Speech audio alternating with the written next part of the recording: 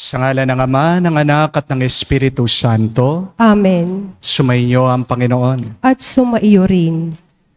Bagong gising, bagong blessings. Tayo nagpapasalamat muli sa Diyos na binigyan niya tayo ng panibagong buhay, panibagong lakas. Tinihingi natin muli ang kanyang grasya para maharapan natin ang ating mga iba't ibang trabaho, obligasyon at responsibilidad. Nihiling din natin ang grasya ng Diyos para tayo'y matauhan, layuan na ang mga taong nag-aabuso sa atin, mga toxic at negatibong tao na gumugulo sa ating isip at puso. Tilingin din natin sa Diyos ang kanyang banal Espiritu para pukawin naman ang kalooban ng mga masasamang tao, sila'y magbago, maging mas kamukha at kawangis ng ating Panginoong Jesucristo sa pagmamahal at sa matuwid na pamumuhay. At para tayong lahat ay makitang karapat-dapat makatanggap sa mga banal na misteryo, tayo magpakumbaba muna, hilingin natin muli kanyang awa at pagpapatawad. Inaamin ko sa makapangyarihang Diyos at sa inyo mga kapatid na lubha akong nagkasala sa isip, sa salita, sa gawa at sa aking pagkukulang. Kaya isinasamo ko sa mahal na Birheng Maria, sa lahat ng mga anghel at mga banal at sa inyo mga kapatid na ako'y ipanalangin sa Panginoong ating Diyos. Kawan tayo na makapangyarihang Diyos, patawarin tayo sa ating makasalanan, patnubayan tayo sa buhay na walang hanggan. Amen. Panginoon, kaawaan mo kami. Panginoon, kaawaan mo kami. Kristo, kaawaan mo kami. Kristo, kaawaan mo kami. Panginoon, kaawaan mo kami. Panginoon, kaawaan mo kami. Manalangin tayo. Ama naming makapangyarihan, tanang pinakamabuti iyong tinataglay. Gawin mo sa aming kalooban manuot ang pag-ibig sa iyong ngalang dakila at bantog, upang sa pagunlad ng aming pagsunod, sa pananampalatayang iyong pinagkaloob, mapagyaman mo ang kabutihang iyong inihandog, at ang iyong pinagyaman ay mapanatili mong lubos. Sa iyong pagsubaybay sa amin at pagkupkop, sa pamagitan ni Jesucristo, kasama ng Espiritu Santo, magpa sa walang hanggan. Amen.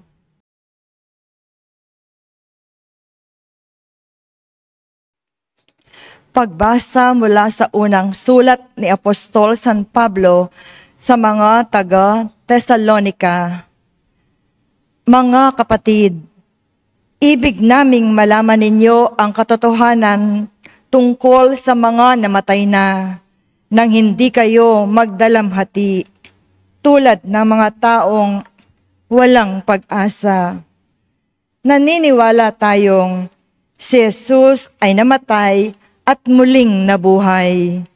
Kaya naman, naniniwala tayong bubuhayin din ng Diyos ang lahat ng namatay na nananalig kay Jesus upang isama sa Kanya. Ito ang aral ng Panginoon na sinasabi namin sa inyo. Pagparito ng Panginoon, tayong mga buhay ay hindi mauuna sa mga namatay na. Sa araw na iyon, kasabay ng malakas na utos ng tinig ng arkanghel at ng tunog ng trumpeta ng Diyos, bababa ang Panginoon mula sa langit. Bubuhayin muna ang mga namatay na nananalig kay Kristo. Pagkatapos, tayong mga buhay pa ay titipunin niya sa ulap at isasama sa mga binuhay upang salubungin sa papawirin ang Panginoon. Sa gayoy, makakapiling niya tayo magpakailanman. Kaya nga, mag-aliwan kayo sa pamamagitan ng mga aral na ito.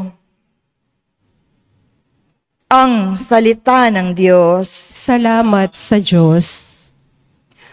Panginooy paririto upang hatulan niya tayo. Panginooy paririto upang hatulan niya tayo. Purihin ng Panginoon, awitan ng bagong awit. Panginooy papurihan itong lahat sa daigdig. Kahit sa ay ipahayag na ang poon ay dakila, sa madla ay ipahayag ang dakila niyang gawa. Panginooy paririto upang hatulan niya tayo.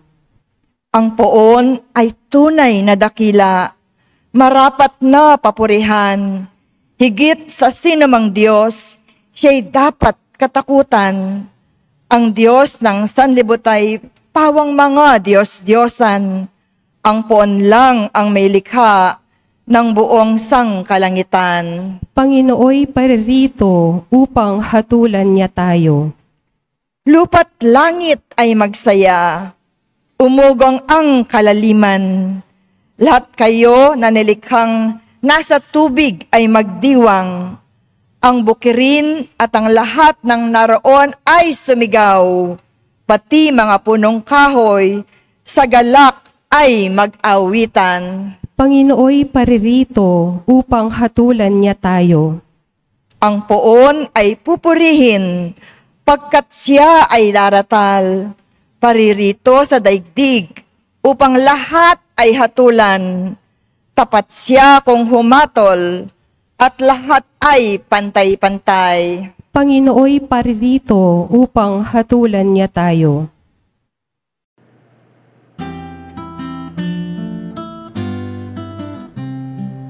Alleluia, alleluia, alleluia, alleluia, alleluia, alleluia, alleluia, alleluia, alleluia, alleluia, alleluia. Ikaw, Kristo, ay sinugo upang sa dukhay magturo, magpalaya sa bilanggo. Aleluya, aleluya.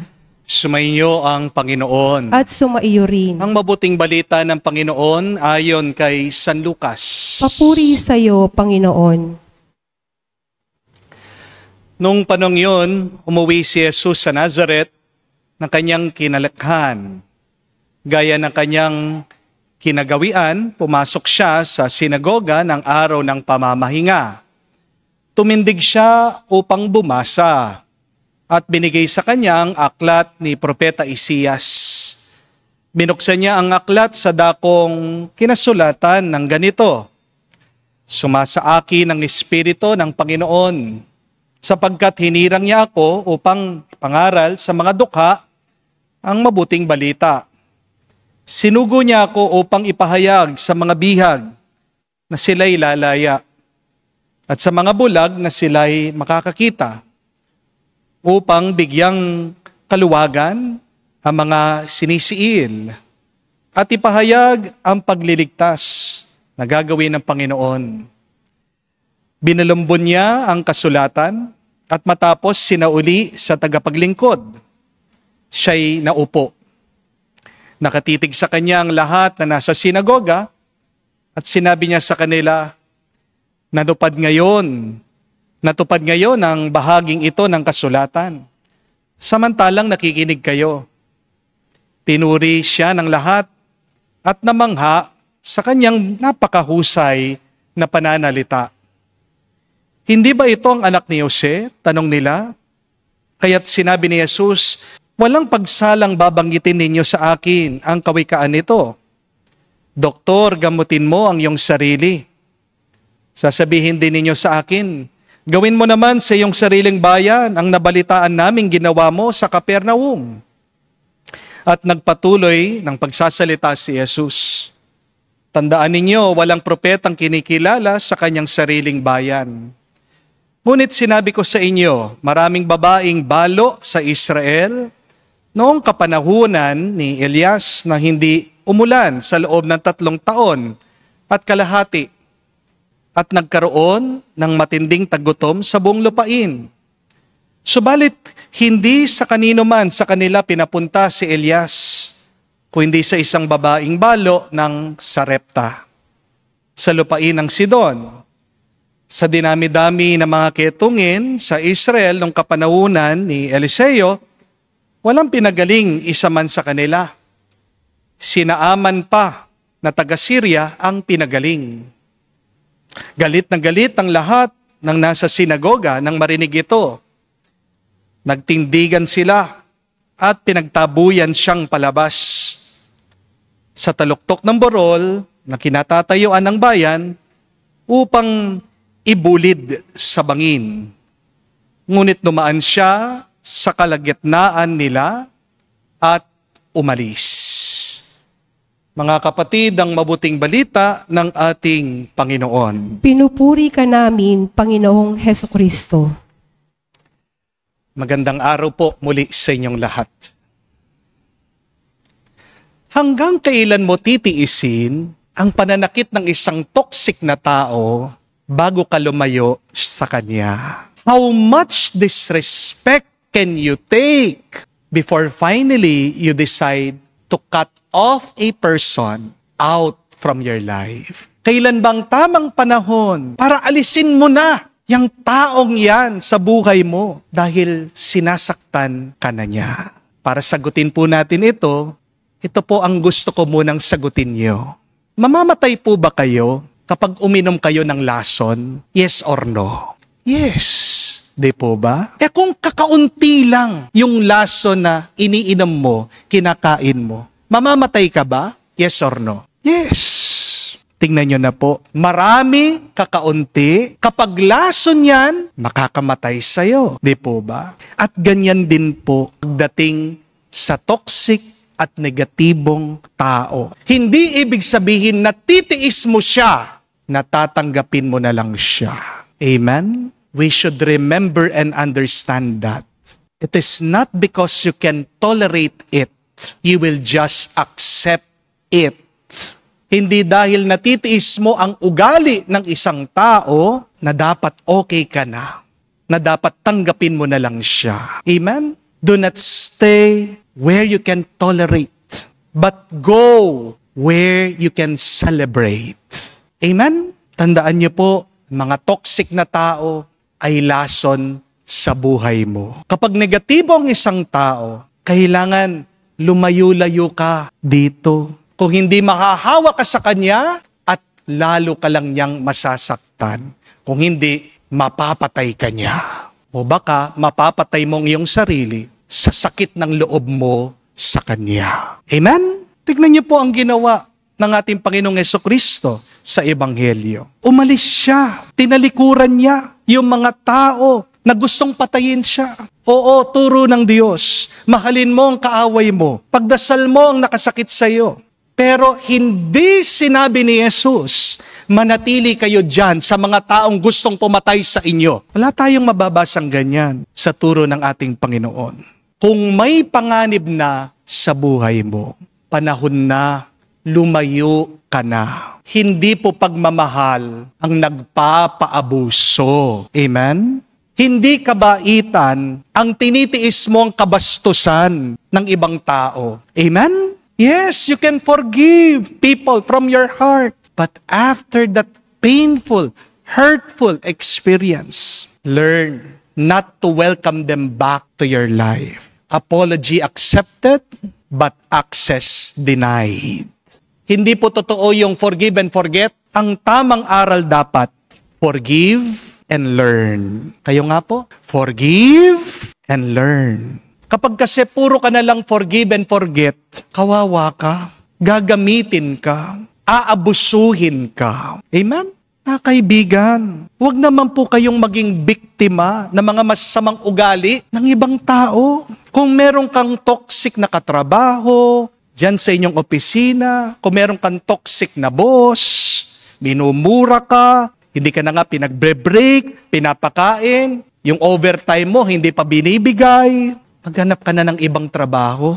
Tandaan niyo po, walang katumbas na pera ang kapayapaan mo. Anything that costs you your peace is expensive. Kahit nakakaunti lang ang pera na sweldo mo, basta't payapa ka, yun ang tunay na mahalaga. Di po ba? Masyadong maiksi ang buhay. Sipin mo, 8 oras na kumakayod ka. Pagkatapos no sa ginagawa mo, hindi ka pa masaya? Anong klaseng buhay yan? Lumayo-layo ka sa mga taong hindi nakikitang iyong halaga. Marami pa naman ibang trabaho dyan. Nagagalangin ka bilang tao sa iyong pagtatrabaho. Lumayo ka din, kapatid, sa mga kaibigan na hindi ka kayang ipagtanggol sa ibang tao. Remember, a friend who does not defend you is an enemy. Amen? Kung kaya kang pag-usapan habang wala ka, ang taong yan, walang malasakit sa iyo, plastic lang siya. Tandaan, mas marami pang ibang totoong tao na mas magpapasaya sa iyo, na mas mamahalin ka. Hanapin mo yung mga totoong kaibigan. At kung toxic na yung inyong relationship, tigil na. Tapusin mo na, lalong-lalo na kung hindi pa kayo mag-asawa. Kung sa umpisa pa lang napapansin mo yung iyong boyfriend, babaero, lasenggero, sugarol, walang galang sa mga magulang mo, please, parang awa mo na, hiwalayan mo na. Pagdasal mo sa Diyos, bigyan ka ng tamang tao. Marami pa naman dyan. Because remember, the best decision that you will make in your life is who to marry. Sipin niyo po, higit sa kalahati ng buhay mo, gugugulin mo dyan sa taong yan pag kinasal na kayo. Pagkatapos pag nagkamali ka pa, diba? Parang buhay ka pa, nasa impyerno ka na. Amen? Forever ang kasal habang buhay kayo. Pag-aralan nyo ng mabuti ang ugali na makasintahan nyo. Father, paano naman? Kinasal na po ako, nagbago yung ugali ng aking asawa. Father, paano po? Nagbago ang ugali ng aking kapatid. Iiwan ko na ba sila? Tataboy ko na ba sila? Ano pong gagawin ko? Pag merong tao na hindi mo na maaalis sa iyong buhay, kailangan matuto ka. Alisin mo sila sa iyong isip at puso. Amen? Please, learn the art of detachment.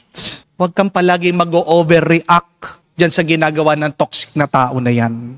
Kung meron man siya sinasabi, hayaan mo lang siya. Kasi mas masaya ang mga toxic kapag nilalabanan mo sila. Diyan sila mas lumalakas kapag pinapansin mo sila. The best weapon against toxic people is to remain silent and humble. Amen? Huwag mo na sasagutin. Huwag mo nang gagantihan yung mga taong masasama sa buhay mo. Magtiwala ka, ang Diyos, siyang gaganti para sa iyo. Pero bago ka man tumahimik, kapatid, ito pong tandaan niyo, matuto ka naman sana na manindigan at magsalita. Ang Panginoon po natin, bago niya iniwan itong mga taong gusto siyang itapon sa bangin, nangaral muna siya.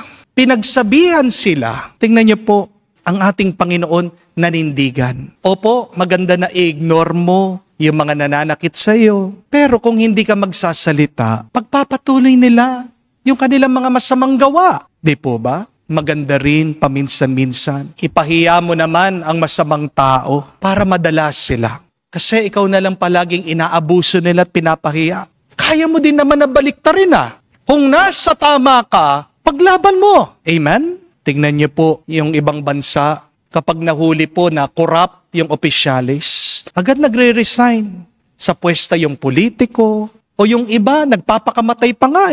Bakit? Sobrang nahihiya sila, natuklasan, may ginagawa silang karumal-dumal, may ginagawa silang kasamaan. Pero nakakalungkot dito sa atin sa Pilipinas, singkakapalan na lang ng muka. Di po ba? Yung mga ibang korap, pinagmamalaki pa yung kanilang mga binili na luxury items, binablog pa, nakailan na silang mga pinuntahang bansa. Habang kumusta naman tayo mga simpleng mamayan, lubog na sa kahirapan. Pero ang tanong, bakit merong taong ang kakapal ng kanilang muka kahit na alam mo galing sa nakaw o galing sa hindi tama yung kanilang kinita? Kasi walang nagsasalita. Kasi wala tayong kiber. Wala tayong pakialam. Hinayaan na lang natin sila. Kaya lumakas ang loob nila. Di po ba? Kung merong nagsasalita lang. Kasi minsan, yung mga iba, pinagtatanggol pa yung politiko. Di po ba? Mga kapatid, hindi po Diyos ang mga politiko. Tao din sila, kamukha natin. At kung nagiging lason na sila ng ating lipunan, mag-isip-isip kayo. Please, maging matalino naman sana kayo. Palitan ang kailangan palitan. Alisin ang kailangang alisin. Managot ang dapat managot. Amen? Buti na lang po ngayon, nagkakaboses na ang ating bayan. May tinatawag na po silang corruption, shaming. Kailangan pagsabihan, konsensyahin na natin. Yung mga ubod ng takaw sa pera. Talang dami na, nahirap na hirap. Ang dami nang nagdurusa. Yes, train your mind and your heart to detach from negative people, but also raise your voices against injustice and abuse. Kapag tahimik na lang tayo sa harapan ng mga negatibong tao, anong ibig sabihin? Binibigyan nyo sila ng kalayaan pagpatuloy ang kasamaan na kanilang ginagawa. Pagkatapos po nating ginawa ang lahat, nanindigan na tayo, lumayo na tayo sa mga masasamang tao. Napatawad na natin sila at tinutuloy natin ang ating misyon at bukasyon. Huwag nating kalimutan. Isuko natin ang lahat sa Diyos. Amen? And what is real surrender to God? It is allowing God to hold on to us. Madalas kasi gusto natin yung sarili nating paraan, sarili nating kagustuhan, sarili nating oras. But when you say, you surrender to God, what you really mean is, your will, O God, your way, O Lord, in your own time, O Jesus. To surrender to God also mean, you open yourself to the grace of God. Umaasa ka, tatanggapin mo, kahit na ano, minsan kahit na masama, maniwala ka. Yan ang magiging daan ng pagpapala ng buhay mo. Always surrender to God. Sabihin mo, Panginoon, I did my best. Take care of the rest. That is surrender. Kaya ang muling tanong, kailan natin iiwanan ang mga negatibong tao, toxic at abusadong tao? Una, kapag sinabi na natin ang kanilang mga mali. Pangalawa, pagkatapos na nating manindigan at pinaglaban ang tama. At pangatlo, pagkatapos na nating silang patawarin at pinagdasal sa Diyos. Manalangin po tayo sa banal na misang ito na wag tayong magpapatalo sa mga taong negatibo at abusado. Ang dami na niyan. Kulang na mga mabubuti, mga nagtsatsaga, na mga matutuwid na tao ngayon. Wag kang magpapahawa sa mga toxic na tao. Wag mo sasabihin, kung ganyan sila kasama, magpapakasama na rin ako.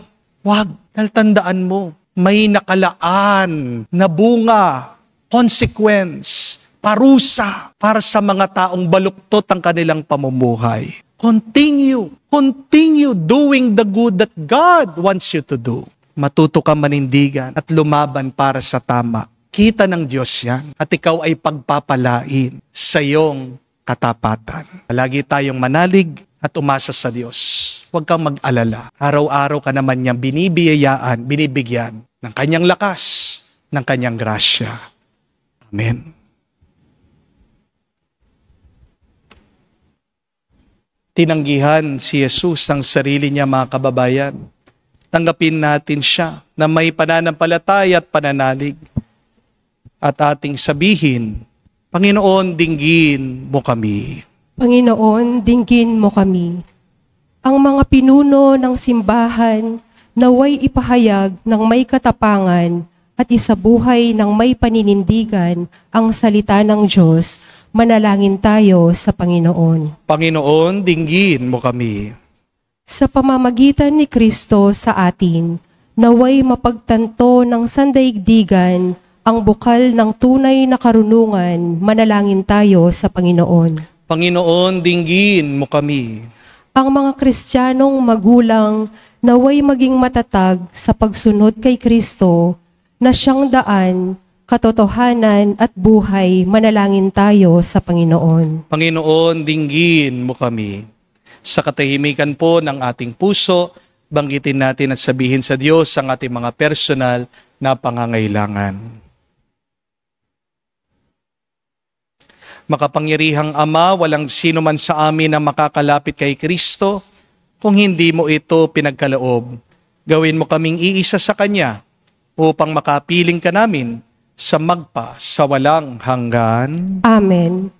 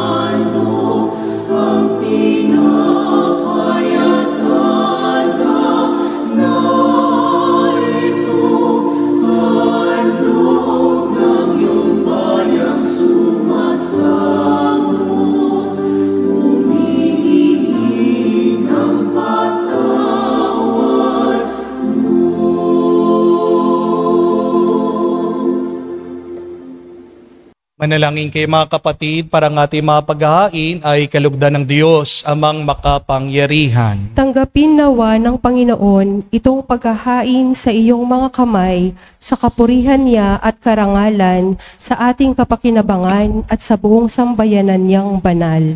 Ama naming lumikha, ang banal na paghahain ay lagi nawang magdulot ng iyong pagbabasbas na sa amin tumutubos, upang ang ginanap mo sa aming pagdiriwang ay maging lubos na pagkaloob ng iyong pagmamahal.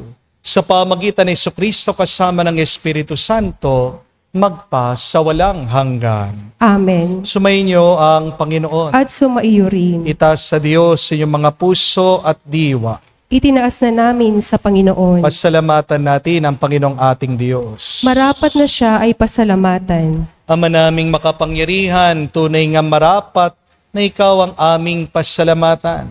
Sa iyong paglingap at kagandang loob, ang tao'y nilikha mo, pinangasiwaan sa sansinukob. Sa hinangad mong siya'y iwastong lubos, siya'y pinagdusa mo sa kanyang pagtalikod. Sa iyong paggiliw, iyong pinahintulot na makabalik siya sa pamagitan ni Kristo Jesus. Kaya kaisa na mga anghel, nagsisiawit ng papuri sa iyo, nang walang humpay sa kalangitan, kami nagbubunyi sa iyong kadakilaan.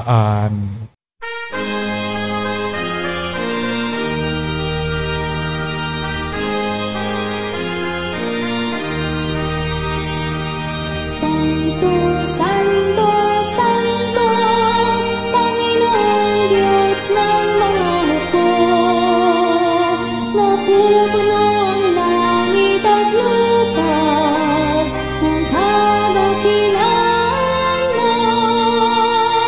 Hosana sa kaitasan, pinagpalang na paninito sa ngalan ng Panginoon.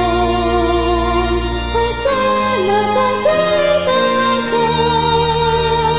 Hosana sa kaitasan.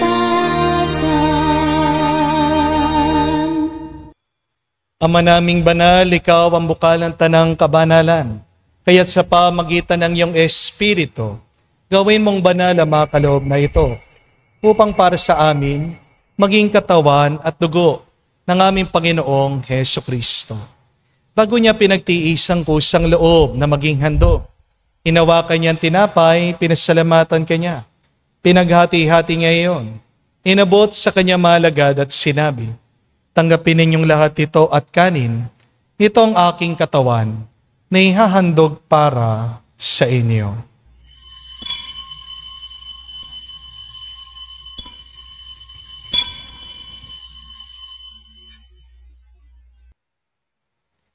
Gayon din naman, nung matapos ang hapunan, hinawakan niya ang kalis.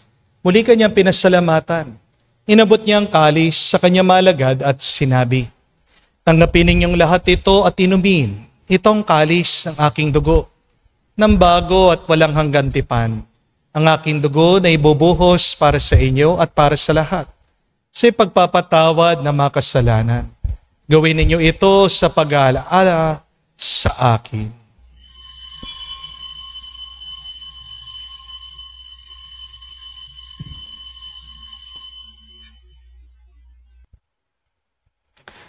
Ang misteryo ng pananampalataya.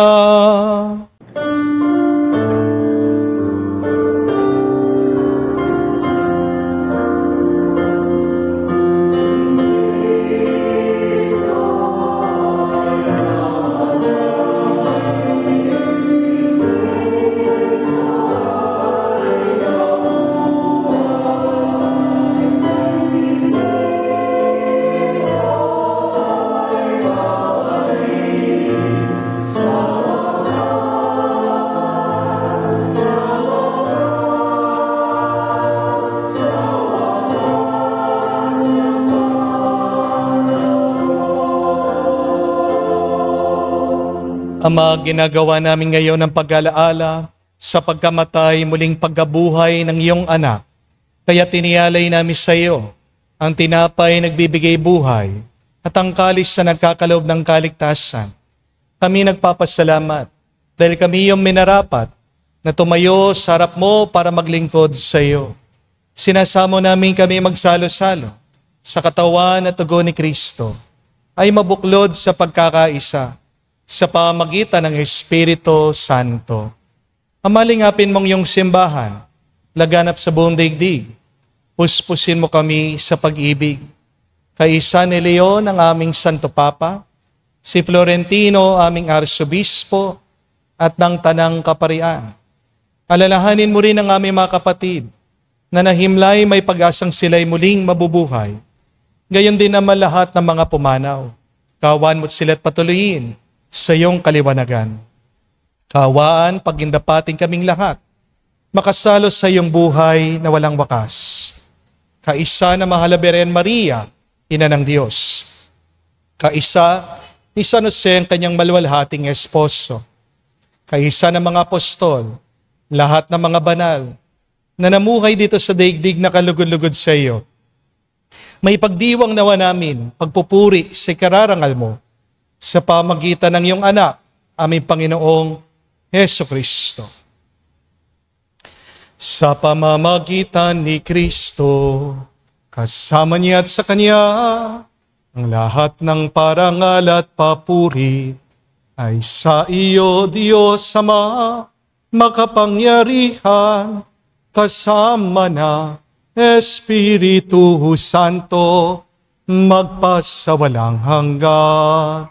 Amen, amen, amen. Sa nakakagaling na utos sa turo ni Jesus sa Panginoon natin at Diyos, ipahayag natin ng lakas loob.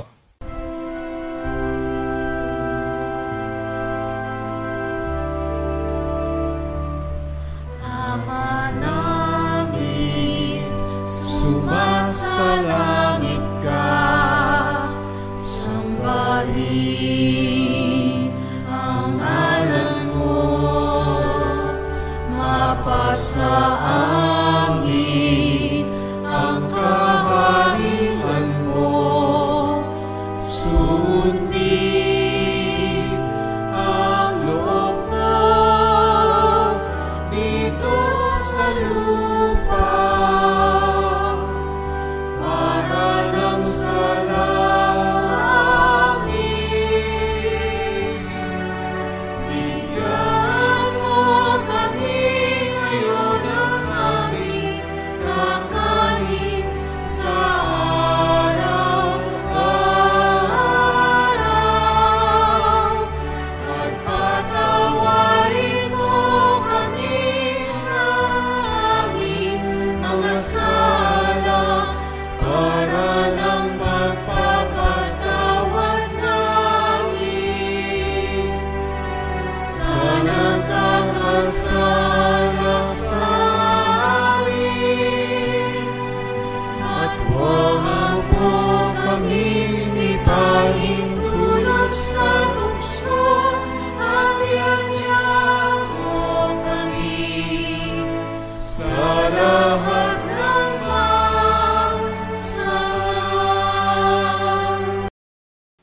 Hinihiling namin kami adya sa lahat na masama, pagkalooban ng kapayapaan araw-araw, ligtas sa kasalanan, ilayo sa lahat ng kapamakan, samantalang pinanabikan ang dakilang araw ng pagpapahayag ng tagapagligtas naming si Heso Kristo. Sapagkat iyo ang kaharian at ang kapangyarihan at ang kapurihan magpakailanman. Amen. Panginoong Heso Kristo, sinabi mo sa mga apostol, kapayapaan ang iniiwan ko sa inyo. Ang aking kapayapaan binibigay ko sa inyo. Tungayan mo ang aming pananampalataya at huwag ang aming pagkakasala. Pagkalooban mo kami ng kapayapaan at pagkakaisa ayon sa iyong kalooban, kasama ng Espiritu Santo, magpa sa walang hanggan. Amen. Kapayapaan ng Panginoon ay laging sumainyo. At sumaiyo rin. Magbigayan po tayo ng kapayapaan sa bawat isa. Peace with you po. Kapayapaan po sa inyong lahat.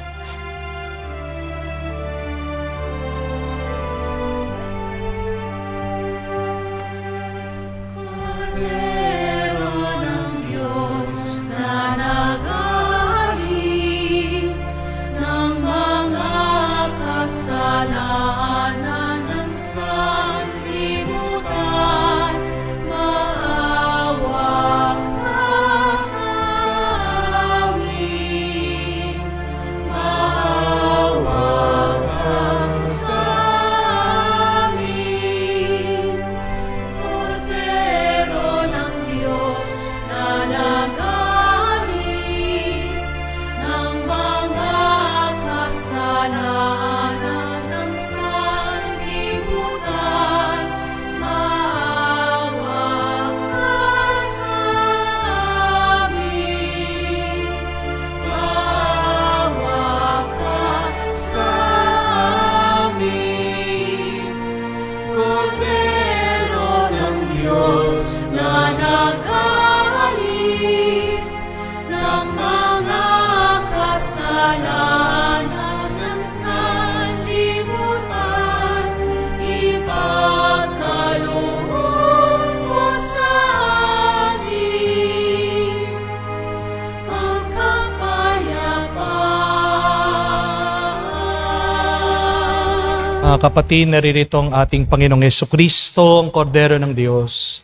Siya nag-aalis sa mga kasalanan ng sanlibutan. Mapalad tayong lumalapit sa piging ng Kordero. Panginoon, hindi ako karapat-dapat na magpatuloy sa iyo, ngunit sa isang salita mo lamang ay gagaling na ako.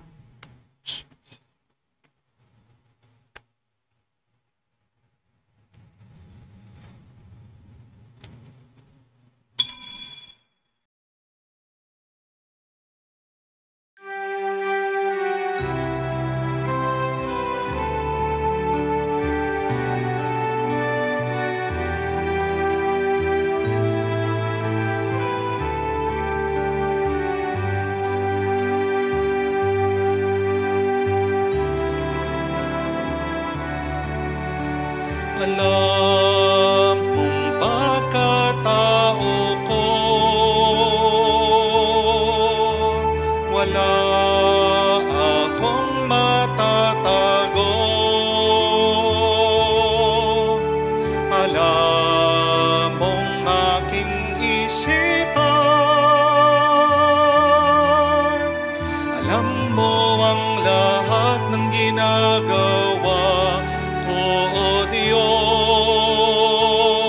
Gabayan mo ko, Diyos, sa buhay na ito. Ilapit mo ako sa pagmamahal mo. Dalhin mo ko, Panginoon, sa kalangitan. Buhay kasama mo.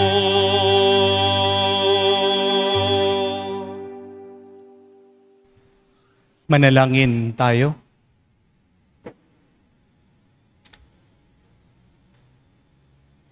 Ama naming mapagmahal, kami nagsalo-salo sa pagkain mong bigay, ay humihiling ng lakas mong inilalaan upang ang kagandang loob namin madagdagan sa paglilingkod namin sa iyong kadakilaan, na nagpapaalab sa pag-ibig namin sa kapwa-tao sa pamagitan ni Jesucristo kasama ng Espiritu Santo, magpa sa walang hanggan. Amen.